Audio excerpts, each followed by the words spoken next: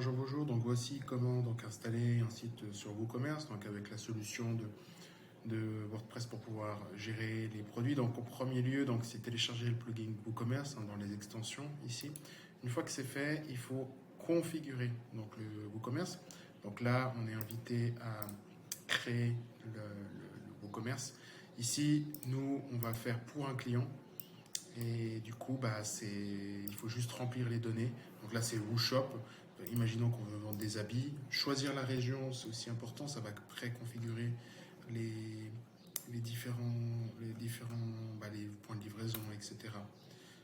Et là, en l'occurrence, Switzerland.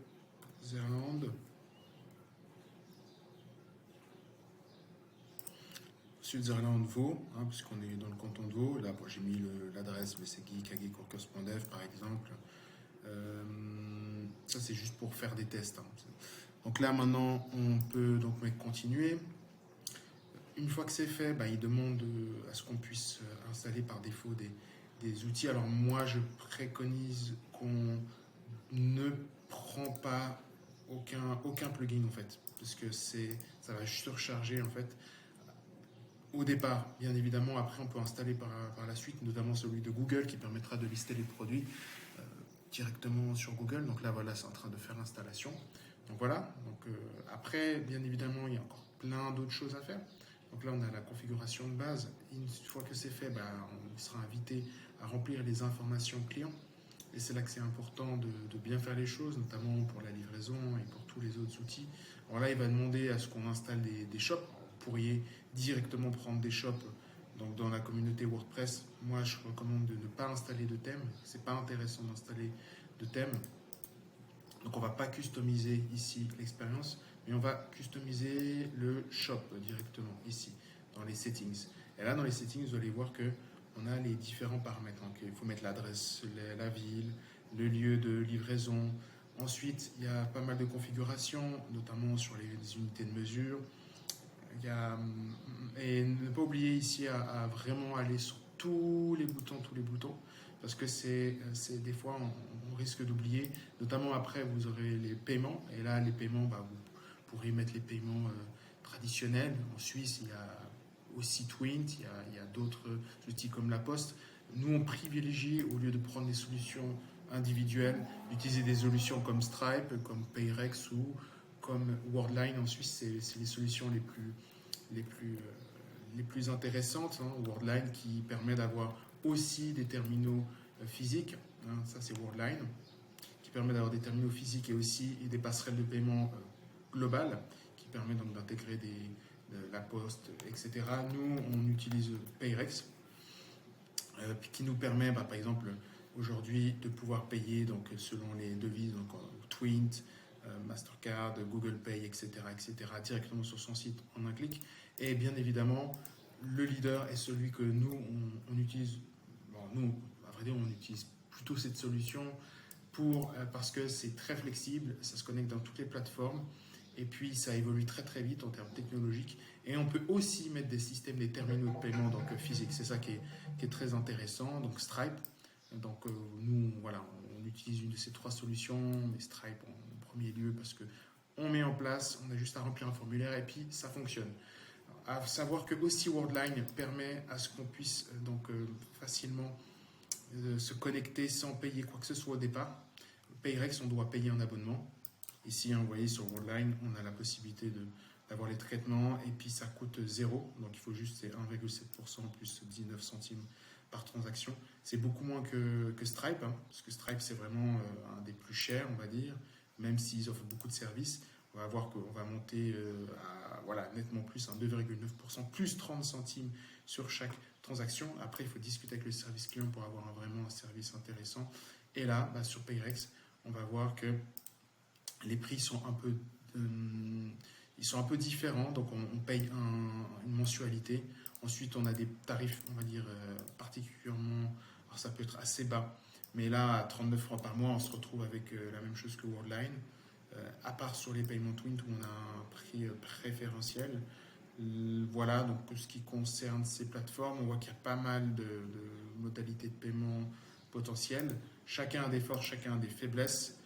les paiements les plus simples à mettre en place, c'est Stripe, j'ai envie de dire, et Payrex. Sinon, Worldline, il y a une démarche B2B à effectuer après avoir s'être connecté. Donc voilà, c'est juste ça la subtilité. Et puis sur Stripe aussi, ce qui est intéressant, c'est qu'il y a le Pay et puis Worldline aussi, c'est qu'on peut utiliser son téléphone, pourvu qu'il y ait une puce NFC, on peut utiliser son téléphone comme terminal de paiement. C'est Tap to Pay, je vais montrer. Et Tap to Pay, c'est possible donc de directement accepter les paiements sur son téléphone, donc ça c'est très intéressant. Et puis bien évidemment, tout ce qui est Twint aussi, Stripe l'intègre. Donc voilà un peu pour faire le tour de comment installer un CPI, comment mettre ces systèmes de paiement. Donc ça c'est pour les paiements.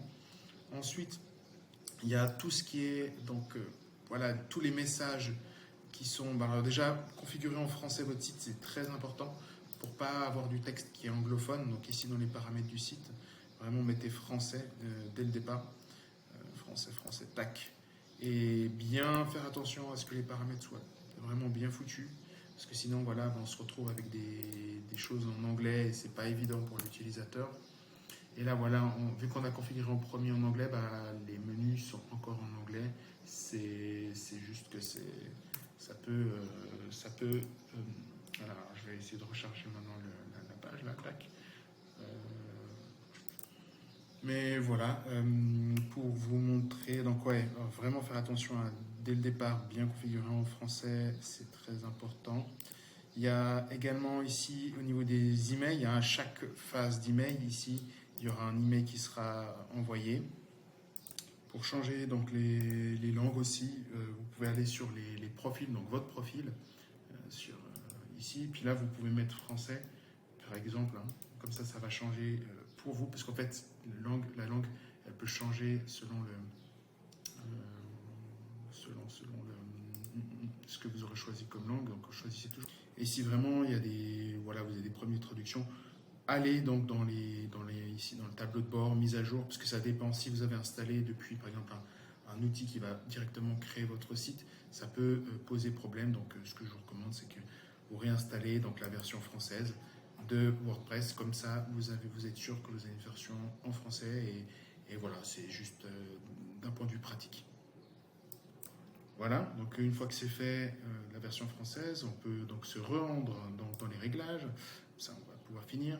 Là, moi, j'ai choisi donc la Suisse. Vous pouvez dire où c'est livré. Moi, je vous recommande de mettre vraiment des très très précis pour pas avoir d'erreur. Et surtout, ça va brider par exemple, si quelqu'un veut commander alors que c'est pas disponible dans le pays. Donc, c'est important donc de bien régler tout ça.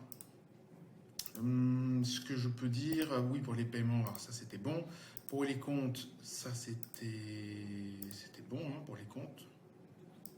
Donc ouais, alors tous ces textes en anglais, si vous voulez les éviter, donc préinstaller, donc d'abord mettez en français, ayez la version française, et ensuite vous pouvez installer tous les plugins, etc. Donc vraiment veillez à ce que vous ayez vraiment une version en français.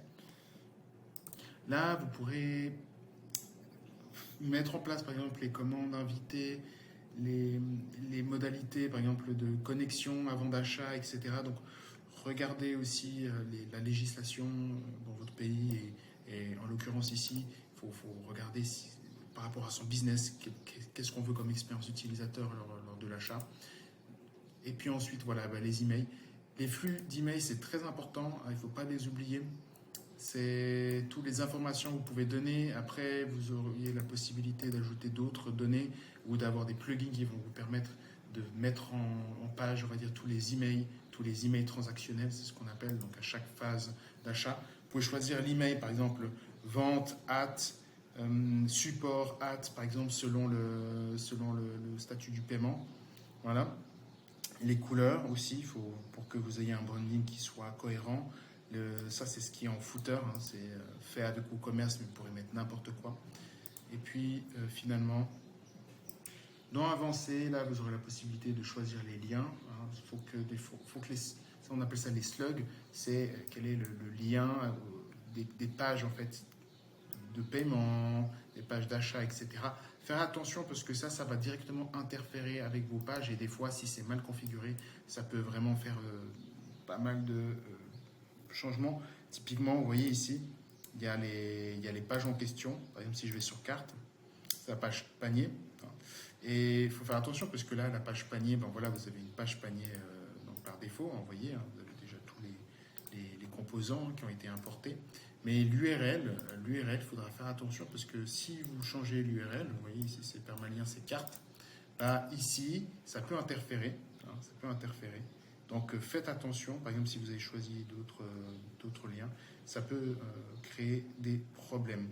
Et la condition générale de vente également, moi ce que je vous conseille c'est d'utiliser, alors vous pouvez écrire avec ChatGPT par exemple, vous dites faites-moi des conditions générales conformément à la typologie de mon entreprise. Par exemple si c'est des vêtements, faites des conditions générales typiques. Il faudra indiquer le type d'objet, l'adresse, l'entreprise, etc. Et puis ils vous feront voilà, les conditions générales de base. Vous pourriez préciser conformément aux meilleures pratiques et surtout en phase avec la législation. Vous mettez la législation de votre pays. Par exemple, en Suisse, c'est la loi sur la protection des données, etc., etc. Il y a d'autres outils qui peuvent être greffés, hein, bien évidemment. Vous pouvez aussi... Alors, ce qui est intéressant, c'est par exemple si vous voulez créer un point de vente, par exemple une extension pour simuler comme si vous avez une caisse. Il y a donc on appelle ça des points of sales. Donc ça permet après de générer des interfaces qui permettent donc de gérer sa boutique en fait avec par exemple des tablettes ici. Voilà, c'est comme une caisse, on peut l'utiliser avec une tablette, un smartphone et on peut après insérer des clients et puis on peut surtout, ce qui est intéressant, on peut ici par exemple connecter à une machine donc par exemple de terminal de paiement physique et puis automatiquement ça va envoyer la demande de paiement et puis la personne elle devra payer par exemple. C'est possible de connecter avec un e-commerce, c'est possible de le faire avec beaucoup... voilà, il y a beaucoup de choses qui sont possibles avec WooCommerce et là en l'occurrence on a aussi des outils, par exemple si on veut faire des promotions, il y a les codes promo, il y a tout un écosystème aussi si vous voulez faire de l'emailing. Hein, vous pouvez installer des outils comme je crois qu'il y a Fluent CRM qui permet de faire des chaînes d'emailing selon le statut du client, selon s'il a visité une page. Il y a vraiment énormément de choses qui peuvent se faire sur WooCommerce et tout ça c'est gratuit. Hein, vous n'avez pas besoin de payer quoi que ce soit. Même avec aujourd'hui la version donc, basique de WordPress, hein, les thèmes WordPress de base, on peut avoir un e-commerce. Nous, on va recommander d'utiliser des solutions comme Elementor et pour pouvoir créer son e-commerce, parce qu'avec Elementor, on a une grande flexibilité en termes de visuel. Et vous pouvez aussi contrôler votre e-commerce avec une application mobile, et ça c'est très intéressant.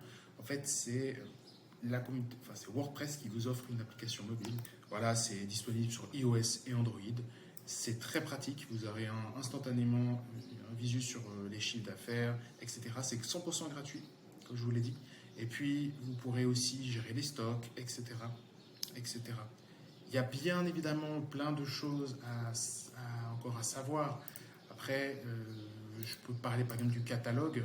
Après, on restait là, mais en gros, pour les produits, alors là, c'est important lorsque vous créez des produits.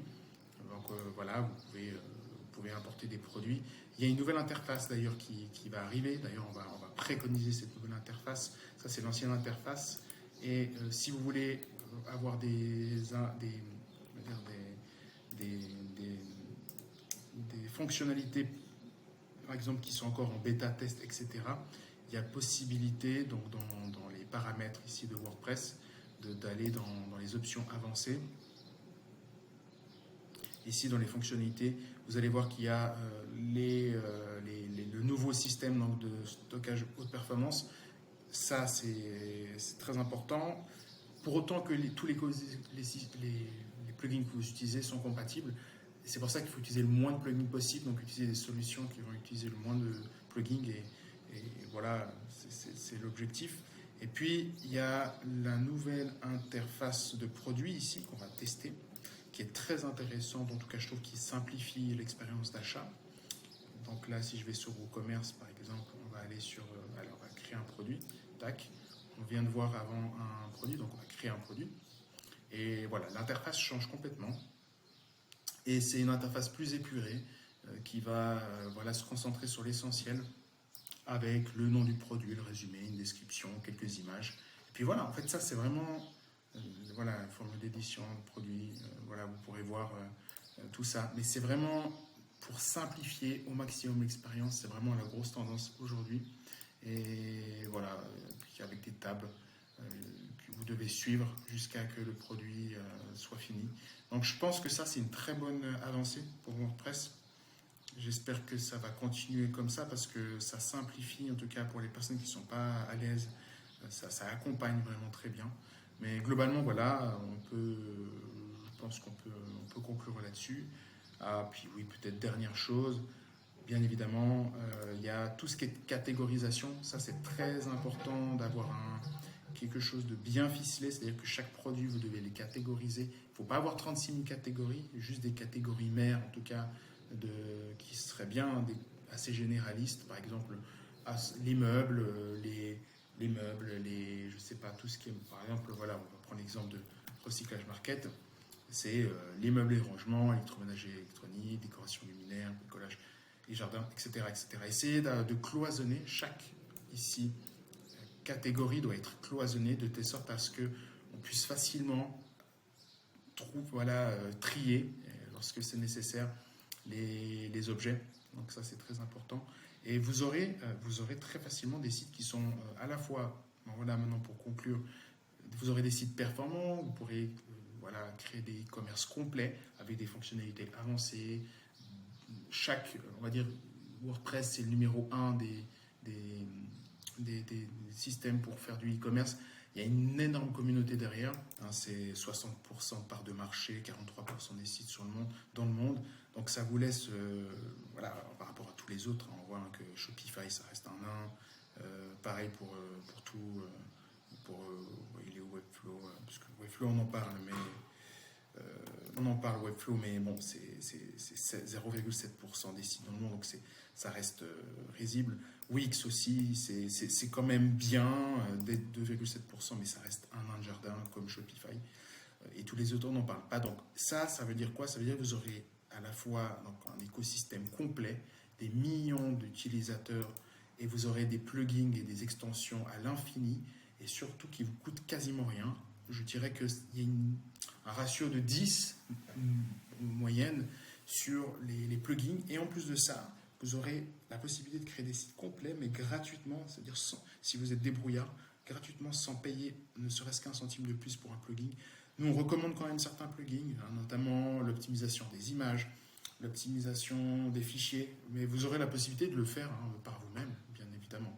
Ça, il n'y a pas de souci, si vraiment c'est le prix qui vous pose problème. Sinon, il y a des solutions clés en main qui vous font gagner un temps fou. Et nous, on préconise plutôt cette approche. Des gens travaillent dur pour offrir des outils puissants. Ça nous permet donc d'éviter de passer du temps à faire à leur place. Donc voilà, c'est tout ce qu'on peut dire sur l'e-commerce, sur WordPress. Donc configuration du site e-commerce, mise des produits en ligne, voilà. Pour le multilingue aussi, il existe d'autres plugins que vous pourrez installer. Il y en a des gratuits, de langue c'est gratuit. Après, même pour les traductions automatiques, vous pourrez utiliser des outils gratuits comme DeepL qui vont s'insérer directement. Donc voilà, comme je le dis, vous pourrez explorer tout l'univers et si vous avez des questions, c'est avec plaisir que j'y réponds. Et voilà, j'espère que ça a été utile et puis